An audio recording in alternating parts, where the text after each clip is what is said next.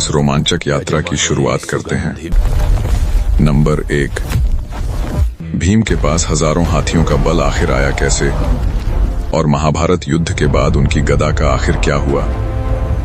लोग कहते हैं कि भीम के पास हजारों हाथियों का बल था, लेकिन यह शक्ति उन्हें जन्म से ही पूरी तरह नहीं मिली थी। इसके पीछे छिपी है एक रहस्यमयी, रोमांचक और चमत्कारों से भरी कथा। भीम का जन्म पांडु और कुंती के पुत्र के रूप में हुआ था। वे पवनदेव के अंश से उत्पन्न हुए थे, इसलिए वे बचपन से ही असाधारण थे। कहा जाता है कि जन्म के कुछ ही दिनों बाद जब वे शिला पर गिरे तो शिला टूट गई, लेकिन बालक भीम को एक खरोंच तक नहीं आई थी। पांडु के निधन के बाद कुंती अपने 5 पुत्रों को लेकर हस्तिनापुर पहुंची। वहां पर शासन कर रहे थे धृतराष्ट्र और उनके 100 पुत्र कौरव।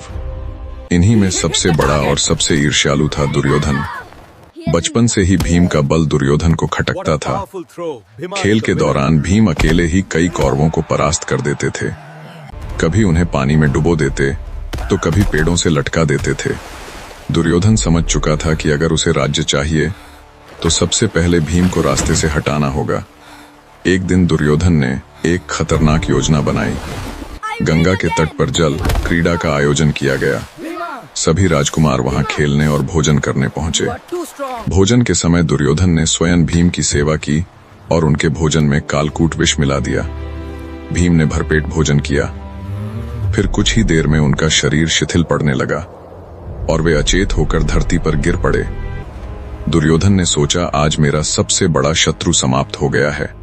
दुशासन की मदद से उसने बेहोश भीम के हाथ पांव बांधे और उन्हें गंगा की गहरी धाराओं में फेंक दिया। तेज लहरें भीम को बहाकर एक अनजानी दुनिया में ले गईं। यह दुनिया थी नागलोक। जैसे ही भीम नागलोक पहुंचे, नागों ने उन्हें शत्रु समझकर डसना शुरू कर दिया। लेकिन तभी एक अद्भुत चमत्कार हुआ। भीम के शरीर में पहले से मौजूद विष और नागों के विष ने एक दूसरे का प्रभाव नष्ट कर दिया और कुछ ही देर में भीम की चेतना लौट आई। आंखें खुलते ही उन्होंने अपने बंधन तोड़ दिए और नागों को परास्त करने लगे।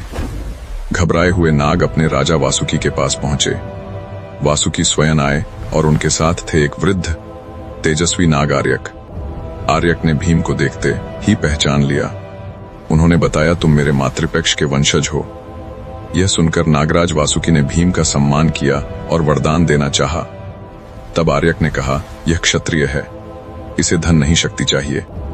इसके बाद भीम को नागलोक के दिव्य कुंडों तक ले जाया गया और कहा गया, एक कुंड का रस पीने से 1000 हाथियों का बल मिलता है।